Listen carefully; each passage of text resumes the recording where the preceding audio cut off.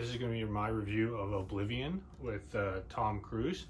This movie was really good. I've read critical reviews. It kind of got panned. I do not understand that. For me, first off, is a movie entertaining? Yes, this movie was entertaining. Did I want to stop it at any point? No. It was captivating, very entertaining. Did the actors take away from the story? Did they get the job done? To me, acting is all about, is the acting good enough to keep me in the story, to keep me emotionally involved? In this case, yes. Tom Cruise was great. Morgan Freeman was great. The women in this, I'm not sure their names, but they were great. For me, it was a good experience. I'm here in my theater room. I watched on the big screen. It was great. The story, for me, story is probably the most important thing about a movie, because that's what makes it entertaining. And this story had good, I don't think it had any plot holes. I thought it was, I didn't watch the trailer first. I read some reviewers that watched the trailer first back when this movie came out and then watched the movie, and they were very disappointed. I guess the trailer gave way too much away. I had never seen a trailer. I'd never even heard of this movie until I saw it. And I picked it up, and I'm glad. I don't watch trailers, generally speaking. I just decide whether I want to watch a movie or not, and I watch it. Because a trailer often gives a little bit too much away. In this case, I hear this one gave way too much away.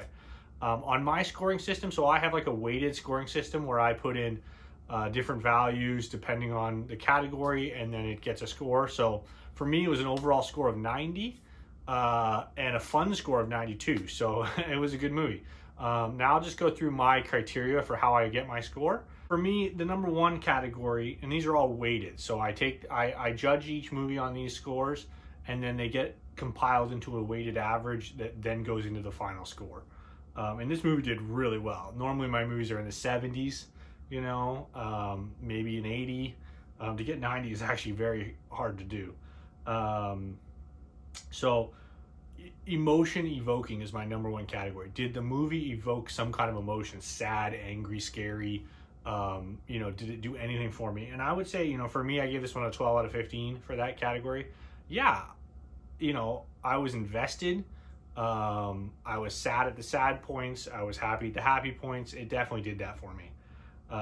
Entertaining is my number two category, and probably even more important than emotion evoking. Was I entertained? And yes.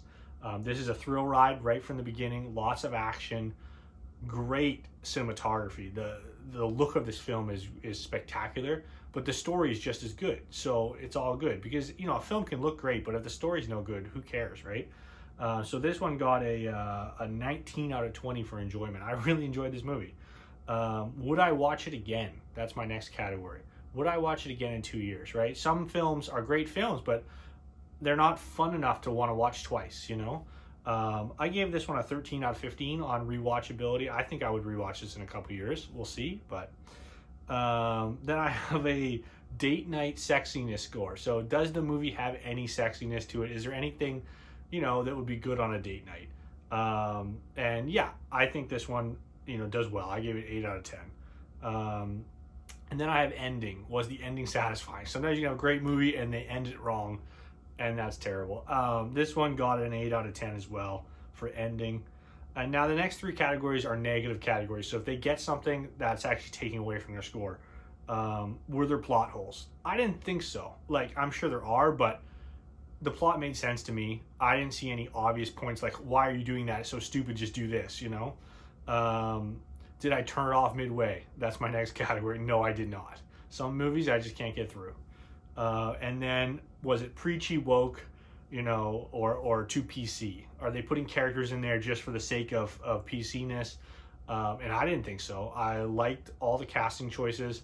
I didn't notice anything that I thought was trying to teach me a lesson or preach to me.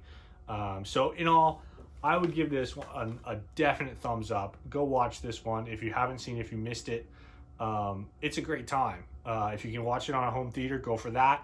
But if not, even on, a television, a good sized television with a good surround sound, that'd be a great experience. So thanks for watching, guys. Like, subscribe, and leave a comment if you disagree. Thanks.